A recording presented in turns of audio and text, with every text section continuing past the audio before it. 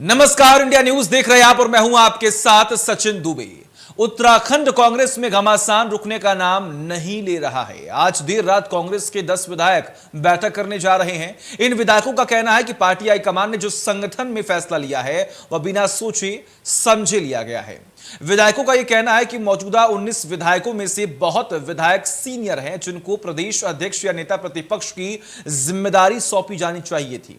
वही धारचूला सीट से लगातार 3 बार चुनाव जीतकर विधानसभा पहुंचने वाले कांग्रेस के विधायक हरीश धामी ने एक बार फिर संगठन के प्रति तेवर दिखाए हैं। प्रदेश अध्यक्ष और नेता प्रतिपक्ष की नियुक्ति के बाद उनका असंतोष फिर झलका है। इंडिया न्यूज से खास बातचीत में हरीश धामी ने कांग्रेस प्रदेश प्रभारी देवेंद्र यादव पर आरोप लगाया। कहा वह करीब 10 विधायक प्रदेश प्रभारी देवेंद्र यादव और कांग्रेस आलाकमान से नाराज हैं। अब ये दो बयान सुनिए। एक हरीश रावत के खासम खास माने जाने वाले दारुचूला के विधायक हरीश धामी ही, तो दूसरी तरफ कांग्रेस के नवनियुक्त प्रदेश अध्यक्ष करण मेहरा। और समझिए कि कांग्रेस के अंदर आखिर पक क्या रहा है।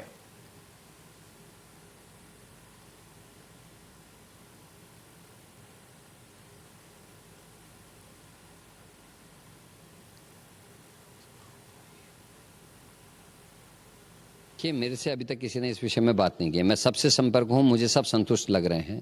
अगर कोई करेगा तो ये उसकी आत्मा जाने। जिस कांग्रेस ने आपको जमीन से उठाकर विधायक बनने का मौका दिया, आप कांग्रेस की आइडियोलॉजी को लेकर आगे बढ़े, आप कांग्रेस के समर्थकों के सहयोग से, उनकी मेहनत से आप विधायक बने। अगर उसके बाद उनको और अपने संगठन को, अपने संविधान को, अपने आइडियोलॉजी को आप धोखा देना चाहते हैं तो फिर उसमें मैं और आप कुछ नहीं कर सकते।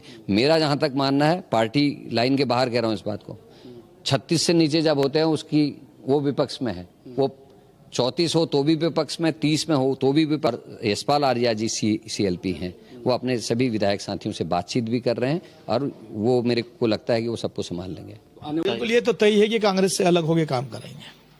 कांग्रेस का झंडा डंडा अब उठाना हमारे बस की बात नहीं है, क्योंकि कांग्रेस में काम करने वाले का वक्त नहीं है। कांग्रेस में जो चमचागिरी करेगा, जो चाटुकारिता करेगा, उसकी वक्त है। इसलिए भाई सैनिक का बेटा हूं, अंतर्राष्ट्रीय सीमा के लोगों का जो है सेवा करने का अवसर मिला है और देवभूमि का हूं, उत्तराखंडियत को जो है हम लोग सबसे सर्वोपरि रखते हैं, तो हम जो है चाटुकारिता नहीं कर सकते। उत्तराखंड का हर एक बेटा या हर एक बेटी देश की सीमाओं में अगर सैनिक के रूप में काम करता है तो घर में रहने वाला हर एक जनमानस निःशुल्क सीमा का प्रहरी है। तो ये प्रहरी जो है कभी किसी की जो है चाटुकारिता नहीं कर सकते हैं। इसलिए हमको जो है चाटुकारिता पसंद नहीं है, चाहे हम पार्टी छोड़ दें, लेकिन चाटुकारिता नहीं कर पाएंगे।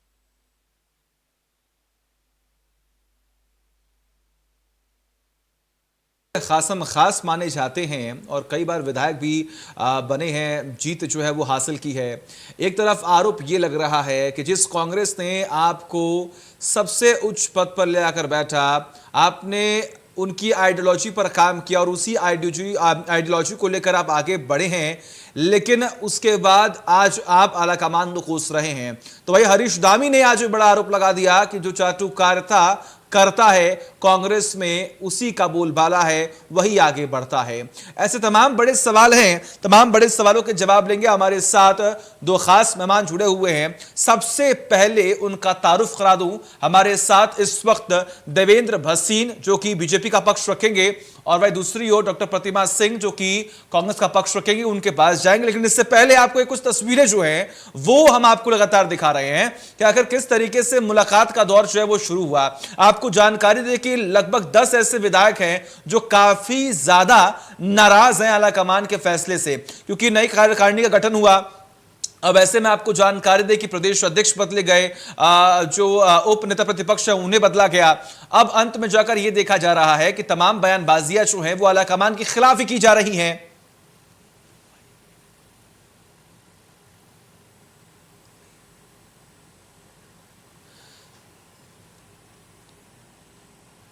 तो लगातार तमाम ऐसे बड़े सवाल, तमाम बड़े सवालों के जवाब लेंगे। और जैसा कि मैंने बताया, हमारे साथ 2 खास मेहमान जुड़े हुए हैं। सबसे पहले देवेंद्र भसीन जी, आपका बहुत बहुत स्वागत है, जो कि बीजेपी का पक्ष रख रहे हैं। और थोड़ी देर में हमारे साथ डॉक्टर प्रतिमा सिंह जी जुड़ेंगी, जो कि कांग्रेस का पक्ष रखेंगे। लेकिन शुरुआत देवेंद्र जी आपसे ही करते हैं।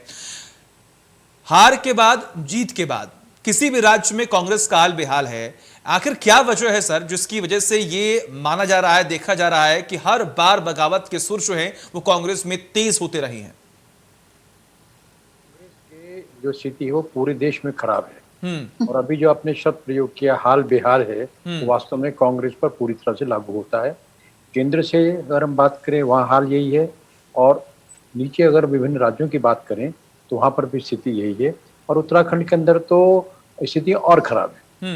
और हालात ये हैं कि प्रदेश के जो नेता हैं वो पार्टी छोड़ने की बात कर रहे हैं, और इतना ही नहीं, सबसे गंभीर बात ये है कि वे विधायकी से इस्तीफा देने की बात तक करने लगे हैं, और दूसरी ओर जो केंद्रीय नेतृत्व है उसको भी चुनौती दे रहे हैं। जो बार बार श्री देवेंद्र यादव जिनके प्रदेश प्रभारी हैं और जो केंद्र से इनके लिए पर्यवेक्षक के नाते, प्रभारी के नाते भेजे गए हैं, तो निश्चित तौर पर राहुल जी और सोनिया जी के प्रतिनिधि हैं, लेकिन उन पर जिस प्रकार से आरोप लगाए जा रहे हैं उससे सीधा नजर आ रहा है कि उत्तराखंड के अंदर कांग्रेस के जो नेता हैं वे अपने केंद्र नेतृत्व से बहुत नाराज हैं, और इसीलिए देवेंद्र यादव जी पर जो प्रहार किया जा रहा है वो सीधा सीधा कहीं और नहीं है, बल्कि वे प्रहार जो हैं उनके केंद्रीय नेतृत्व पर हो रहे हैं।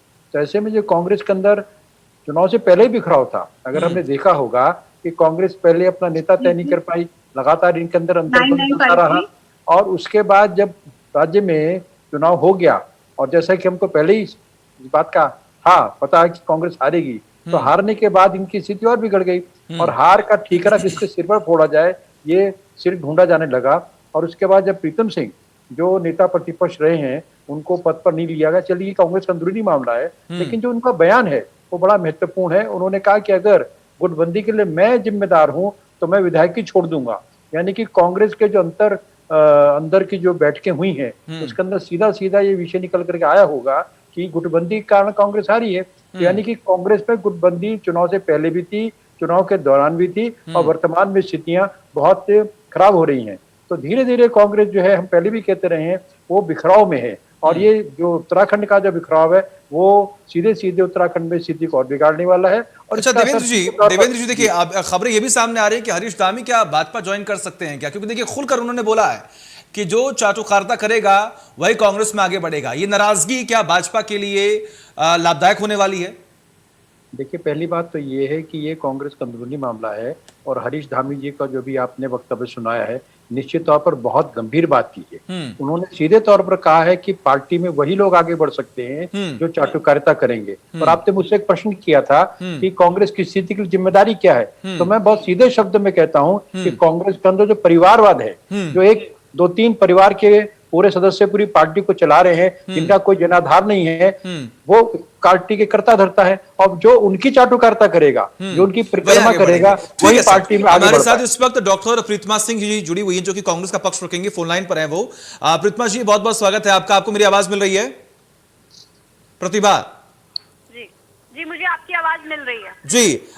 मैम देखिए, आप किसी राज्य में जीते या फिर हारें, टूट की, अंतरकलह की तमाम बड़ी खबरें सामने आती है, और एक बार फिर से उत्तराखंड में वही दृश्य, वही जो परिदृश्य है वो देखने को मिल रहा है कि आपके ही तमाम बड़े नेता आपकी पार्टी के आज नाराज चल रहे हैं, आला कमान के फैसले से बेहद नाराज हैं, जिसका फायदा कहीं ना कहीं आने वाले वक्त में भाजपा को पहुंच सकता है।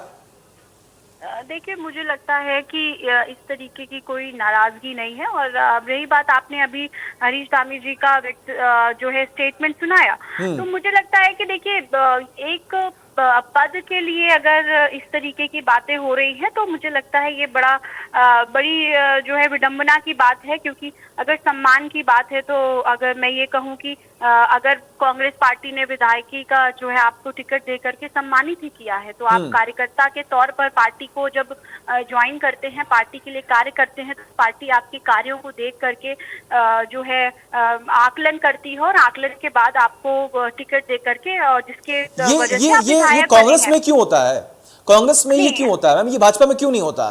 तो आपने, अगर हम बात करें तो आपकी तमाम तैयारियां होती हैं चुनाव में, अगर आपने अगर पार्टी को हार मिली है तो उसके बाद भी तो आपको एकजुटता दिखानी चाहिए, लेकिन हार के बावजूद भी आप लगातार अपने आला कमान पर आरोप लगा रहे हैं। ये बड़ा आरोप लग रहा है कि जो चाटुकारिता करेगा वही कांग्रेस में आगे बढ़ेगा। आपको लगता है कि कहीं ना कहीं कांग्रेस के इमेज को और धूमिल करने की कोशिश की जा रही है? आप मुझे बस वक्त दे दें, मैं आपको बताऊंगी, उसके बाद आपको शायद सवाल करने की आवश्यकता भी नहीं पड़ेगी। आपने बीच में बोला तो शायद आपको सवाल भी करना पड़ गया। देखिए, मुझे लगता है कि आपने कहा भाजपा में ऐसा कुछ नहीं होता, ये गलत है। देखिए, जहाँ हर राजनीतिक दल में जब हम हारते हैं तो बधाइयाँ हर व्यक्ति को मिलती है, लेकिन जब हम जीतते हैं तो बधाइयां मिलती हैं, जब हम हारते हैं तो आरोप और प्रत्यारोप अक्सर होते हैं। और ये स्थिति चाहे कांग्रेस पार्टी हो, चाहे भाजपा हो, चाहे अन्य दल हो, सबके साथ होती है। अब आज भारतीय जनता पार्टी की बातें इसलिए इतनी इनके प्रवक्ता हो गए या नेता हो गए कर रहे, क्योंकि आप देखिए आप जीत चुके हैं, और जीतने के बावजूद भी जिस तरीके से 47 विधायकों को जो है जीत हासिल हुई है, जनता का समर्थन हासिल हुआ है, इससे बड़ा मैं कहूंगी ये दुर्भाग्य क्या हो सकता है कि 47 विधायक जिस जनता ने आपको चुन के दिए, उन पे भरोसा ना दिखा करके आपने एक हारे हुए व्यक्ति को मुख्यमंत्री बनाने का कार्य किया। तो मुझे लगता है ये अपने आप में दर्शा रहा है कि भारतीय जनता पार्टी में भी सब कुछ ठीक नहीं है, धड़ों में आप बटे हुए हैं। अब यही बात हमारी, तो मुझे लगता है जिस भी व्यक्ति की अगर उन्हें आला कमान से कोई नाराजगी है, तो बड़े ही वरिष्ठ, आज पार्टी का हर वरिष्ठ नेता ये कह रहा है कि किसी को किसी से कोई नाराजगी है तो वो उसे पार्टी फ्रंट पे रखने का कार्य करे, चाहे मीडिया के माध्यम से या सोशल मीडिया के माध्यम से अपने जो मन के दुख हैं उसको व्यक्त करने का कार्य ना करे, क्योंकि इससे पार्टी को फर्क पड़ता है। अब देखिए, अब मुझे नहीं पता, अब उन्हें 2 बार जब टिकट मिला, देखिए जो व्यक्ति इस तरीके की बात कर रहे हैं वो बड़े वरिष्ठ नेता हैं हमारे, बड़े सम्मानित नेता हैं हमारे, मैं उनके लिए कुछ भी नहीं कहूंगी, बट इतना ही कहना चाहती हूँ कि जब पार्टी ने उन्हें 2 बार टिकट दिया और उसके बाद विधायक बनाने का कार्य किया, तो उस वक्त पार्टी ने आपकी काबिलियत को देखा। आप किन नेताओं के चक्कर लगाते थे और किनकी चाटुकारिता करते थे, वो शब्द मैं यूज नहीं करना यही तो आरोप लग रहे हैं ना मैम, यही तो आरोप लग रहा है ना कि आप काबिलियत नहीं देख रहे हैं, आप अनुभव नहीं देख रहे हैं, जो चाटुकारिता कर रहे हैं उन्हें आप आगे बढ़ा रहे हैं। देखिए मुझे लगता है, बिल्कुल देखिए मैं एक बात कहना चाहती हूँ, देखिए आला कमान के निर्णय पे सवाल उठाना गलत है, और मैं इसमें राहुल गांधी जी और सोनिया गांधी जी को दोष बिल्कुल नहीं दे सकती। जो जिन्हें जिम्मेदारी होती है प्रदेश की, मुझे लगता है वो एक ब्रिज की तरह कार्य करते हैं प्रदेश और जो है केंद्र के बीच में। तो कुछ मिसकम्युनिकेशन मैं जरूर कहूंगी जरूर हुआ है इस मुद्दे पर, कि जिस मुझे लगता है 2 फैसले हैं, उन दोनों फैसलों के से हर व्यक्ति खुश है, किसी को कोई नाराजगी नहीं है। एक फैसला ऐसा है शायद जिससे कुछ मुझे लगता है नाराजगी है, लेकिन देवेंद्र जी आपसे आपके पास आऊंगा, सवाल भी करूंगा, लेकिन उससे पहले हमारे साथ ब्यूरो चीफ प्रवीण जी जुड़े हुए हैं। प्रवीण जी, देखिए अगर हम बात करें तो तमाम कोशिशें की जाती हैं, चुनाव से पहले भी हमें याद है हरीश रावत ने ट्वीट किया था कि आखिर किस तरीके से उनके मन में क्या चीजें चल रही हैं, आपको भी याद होगा। और चुनाव खत्म होने के बाद उनके करीबी नेता हरीश धामी के भी आप बगावती तेवर सुन रहे हैं। वो शब्द आपने अगर सुना होगा तो वो ये कह रहे हैं कि जो चाटुकारिता करता है वही कांग्रेस में आगे बढ़ता है। और ये आरोप आज के नहीं, बहुत शुरुआत से लगते आए हैं। देखिए हरीश धामी की जहां तक बात करें तो हरीश धामी हरीश खेमे से आते हैं, और उनके अगर उनको 2 बार टिकट दिया गया तो निश्चित तौर पर कुछ न कुछ बात रही होगी, या फिर खेमेबाजी की वजह से मिली होगी, ये तो बात साफ है। लेकिन कांग्रेस के अंदर आपने जिस तरह से हमने दिखाया जनता को कि जिस तरह से पिछले दिनों करण मेहरा गए थे उनसे मिलने के लिए, उनसे जिस तरह से वो बात कर रहे थे, हाथ नहीं मिला रहे थे, और फोटो खिंचवाने के बाद सीधे दूसरे कमरे में चले गए। एक जो आओ भगत होती है कि बैठिए, उसके बाद बातचीत होती है, वो भी उन्होंने नहीं की। जो एक सामान्य शिष्टाचार होता है वो भी चीजें नहीं दिखी, और इसीलिए कई सारे जो वीडियो हैं वो तैर रहे हैं इस वक्त। दूसरी बात, आज 2 बात और आई सामने। एक तो हरीश धामी कह रहे हैं कि मैं अब कांग्रेस का झंडा डंडा नहीं उठाऊंगा, और दूसरी तरफ हम नए प्रदेश अध्यक्ष की बात में वो कह रहे हैं कि हम सबको संभालने की कोशिश कर रहे हैं। तो कहीं ना कहीं ये बात हरीश धामी के लिए पहले से भी ये कहा जा रहा था कि पुष्कर सिंह धामी के बहुत अच्छे मित्र हैं, उनके भले ही वो कांग्रेस और बीजेपी के अलग अलग दोनों पार्टी में रहे हैं, दोनों के ताल्लुकात बहुत अच्छे हैं। और चुनाव से पहले भी यह बात हो रही थी कि हरीश धामी जो है उसको बीजेपी में लाने की कोशिश हो रही थी, लेकिन उस वक्त ये बात सामने आई थी कि हरीश धामी के चूंकि उनको टिकट दिलवाने में हरीश रावत का योगदान, बड़ा योगदान था, उन्हीं की वजह से उनको टिकट मिली थी। तो जो बातें सामने आई थी कि जब तक वो कांग्रेस में है तब तक वो बीजेपी में नहीं जाएंगे। अब देखने वाली बात होगी कि आने वाले समय में क्या कुछ होता है। लेकिन कांग्रेस के अंदर जो है ना, आप कह सकते हैं कि जगह जगह बिखराव की स्थिति है, एकता नहीं है, और बिना एकता की कोई पार्टी आगे नहीं बढ़ती है। कांग्रेस के को सोचना होगा युवा नेतृत्व में कैसे आगे बढ़ा जाए, युवा प्रदेश अध्यक्ष को जो है वो उसको कैसे उसको मजबूत किया जाए। क्योंकि उससे जो आज बात हुई हमारी इंडिया उसकी जो बात हुई तो उनको नहीं, बिल्कुल देखिए, उन्होंने एकता कहा बहुत कि जरूरी है प्रवीण, एकता बहुत जरूरी है, और शायद इसी में भाजपा जो है वो सफल होती हुई दिखाई दे रही है, क्योंकि वो एकजुटता का एक संदेश जो है वो लगातार देती आ रही है। देवेंद्र जी, देखिए आपने सुना, प्रतिमा जी जुड़ी हुई थी हमारे साथ, उन्होंने इस बात का जिक्र किया कि गलत वो नहीं, गलत आलाकमान नहीं, गलत भाजपा है जिसने हारे हुए चेहरे को मुख्यमंत्री का चेहरा बना दिया। देखिए, मैं प्रतिमा जी की दोनों बातों का जवाब दूंगा जी। पहले तो मैं उनके वक्तव्य को ही लूंगा जो उन्होंने कांग्रेस के बारे में बोला। उनके वक्तव्य से खुद साफ हो रहा है कि वो मान रही हैं कि कांग्रेस के अंदर ठीक ठाक नहीं है और गड़बड़ है, और यही कारण है कि उन्होंने मिस कम्युनिकेशन शब्द का भी एक प्रयोग किया, और एक फैसले को लेकर के भी उन्होंने बहुत तरीके से एक टिप्पणी भी कर दी कि वो फैसला कहीं ना कहीं पर लोगों को स्वीकार्य नहीं हो रहा है। एक बात। दूसरी बात मैं कहना चाहूंगा कि जो 10 विधायकों की बात अभी आपने कही है, वो अपने आप इतना गंभीर मसला है तो निश्चित तौर पर कांग्रेस के दिल्ली तक के नेताओं को जो मीडिया में जानकारी आ रही है उसको हिला दिया है। कांग्रेस का अंदरूनी मामला है, मैं अधिक उसमें हस्तक्षेप करने की आवश्यकता नहीं है, वो तो कांग्रेस का अंदरूनी मामला है और उसको झेल भी रही है।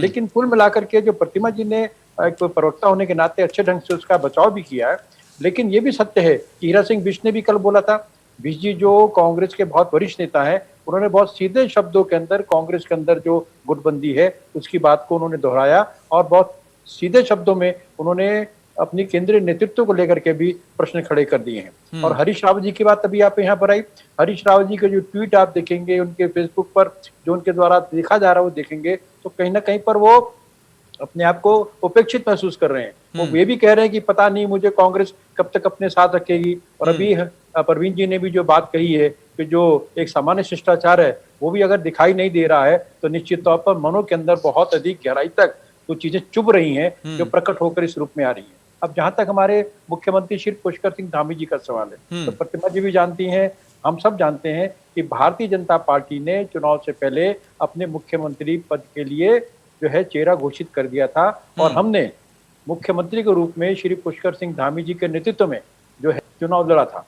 चुनाव में हम 2/3 बहुमत से जीते, और पार्टी हाईकमान ने उसी बात को ध्यान में रखते हुए कि जिनके नेतृत्व में, ठीक है इन्हीं स्थानीय कारणों से वो नहीं जीत पाए होंगे, लेकिन अगर हम पूरे प्रदेश की परिप्रेक्ष्य बात करनी पड़ेगी, या केवल एक खटीमा की बात नहीं है, ये पूरे प्रदेश की बात है कि हम पूरे प्रदेश में माननीय प्रधानमंत्री श्री नरेंद्र मोदी जी के आशीर्वाद से और पुष्कर सिंह धामी जी के नेतृत्व में 2/3 बहुमत से जीते हैं। तो पार्टी हाईकमान ने जो घोषणा पहले करी थी वही बात उन्होंने दोहराई और पुष्कर जी को मुख्यमंत्री के रूप में स्थापित किया, और एक नई बात नहीं हुई है। अगर हम और भी देखेंगे तो ऐसा पहले भी हुआ है, और एक और प्रदेश का जिक्र मैं नहीं करूंगा लेकिन वो हमारे सामने है कि चुनाव में उनकी व्यस्तता अन्य स्थानों पर बहुत अधिक रही, अपने क्षेत्र पर ध्यान नहीं दे पाए। तो ऐसे में जो बात कही जा रही है वो तो हमने करके दिखाया, जो हमारा वादा था जनता के साथ, लेकिन कांग्रेस तो कुछ कर ही नहीं पाई थी। और हालात तो ये रहे कि नेता प्रतिपक्ष जो है, मैं एक बात कह के अपनी बात को रुकता हूँ, जल्दी से चयन पूरा कर नहीं पाए, और जो पहला सत्र है विधानसभा का, उत्तराखंड विधानसभा जो नहीं बनी उसका जो पहला सत्र है वो बिना नेता प्रतिपक्ष के हुआ है। ये भी अपने आप में एक इतिहास बना है। ठीक है प्रवीण, बोलिए। देखिए, कांग्रेस और बीजेपी में बेसिक अंतर यही है, भले ही प्रतिमा जी कुछ भी कहें, कांग्रेस और बेसिक अंतर को आप देखें तो कांग्रेस में हारे हुए विधायक को मुख्यमंत्री बनाया जाता है और वहां पे कोई आवाज नहीं उठती है। बीजेपी में जीते हुए लोगों को नेता प्रतिपक्ष बनाया जाता है जो सबसे सीनियर है, फिर भी आवाज उठती है। एक यूथ क्षेत्रीय लीडरशिप को आगे बढ़ाने की बात होती है, फिर भी आवाज उठती है। तो कांग्रेस में एकता नहीं है, कांग्रेस में आदतन जो है आवाज उठाने की पार्टी है, एक दूसरे के टांग खींचने की परिपाटी है, जबकि बीजेपी में चीजें पर्दे के पीछे होती है लेकिन पब्लिक डोमेन में चीजें नहीं आती। यही बेसिक अंतर है, इसलिए बीजेपी आगे बढ़ती है। ठीक है सर, एकता नहीं है कांग्रेस में। देखिए, मैं बोल रही हूँ ना कि जब हार का सामना कोई पार्टी करती है और उसके बाद कुछ जो है इस तरीके के स्वर पार्टी से निकलते हैं तो हर व्यक्ति को कहने का मौका मिलता है, और बिल्कुल हमने भी कहने का मौका दिया। लेकिन इससे ये कहना कि पार्टी में एकता नहीं है, बड़ी मुझे लगता है अजीब सी स्थिति है, क्योंकि पार्टी में एकता ना होती, आप समझिए अगर पार्टी में एकता ना होती तो हमें प्रदेश की जनता ने 19 सीट दी है, और 19 सीटें ऐसी हैं जहाँ पे हार और जीत का जो मार्जिन है वो 1000 वोटों से भी जो है कम है। और इस देश और प्रदेश की इस प्रदेश की मैं बात करूं, इस देश की मैं बात करूं, इस देश की जनता ने कांग्रेस पार्टी को अपनी सेवा करने का मौका बहुत दिया है। और मुझे लगता है कि जब जनसंघ 2 सीटों पे हुआ करता था, लेकिन संगठन पार्टी के नाम पर तो आप कमजोर हो रही है ना। नहीं, देखिए ऐसा नहीं है। मैं बिल्कुल ये कहना चाहूंगी, देखिए अगर आज हम जीत जाते तो आप हमारे इसी संगठन की तारीफ कर रहे होते। अगर हम जीत जाते तो आज हमारा संगठन बड़ा मजबूत दिखाई दे रहा होता। आपने जीतने की बात की, माफ कीजिएगा आपको टोक रहा हूं, एक एग्जांपल ले लेते हैं।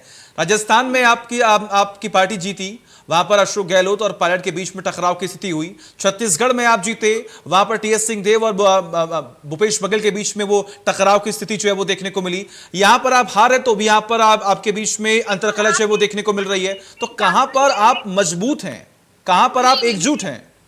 नहीं, सुनिए, अब मेरी बात सुनिए। आपने बड़े एग्जाम्पल दिए, तो मुझे भी जरा 2-3 एग्जाम्पल कोट कर लेने दीजिए। ठीक है। अगर मैं गुजरात की बात करूं तो रूपानी जी की पूरी कैबिनेट को, उनके साथ जो है मंत्रिमंडल को रातों रात बर्खास्त कर दिया गया।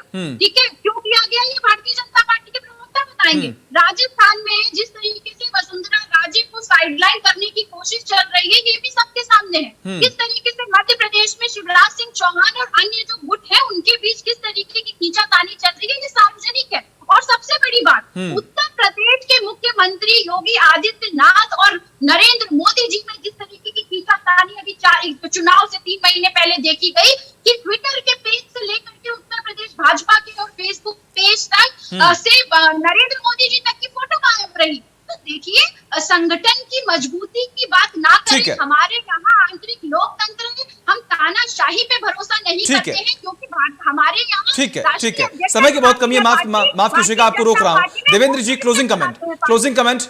ठीक है देवेंद्र जी, क्लोजिंग कमेंट जल्दी से सर। कांग्रेस के अंदर तूफान चल रहा है, इनका बिखराव पहले चल रहा था और अब तेज हो गया है। और जो हम बात कहा करते थे कांग्रेस मुक्त भारत, हम धीरे धीरे उधर ही बढ़ रहे हैं। चलिए ठीक है, आप सभी का बहुत बहुत शुक्रिया। देवेंद्र जी आपका बहुत बहुत शुक्रिया, प्रवीण आपका भी बहुत बहुत शुक्रिया। तमाम बातें हुई और अंत में अगर हम बात करें तो लगातार अगर कांग्रेस के विधायक टूटेंगे तो कांग्रेस का हाल बेहाल होगा और अब यही वक्त है कि कांग्रेस अपने आप को मजबूत करे। एक ब्रेक।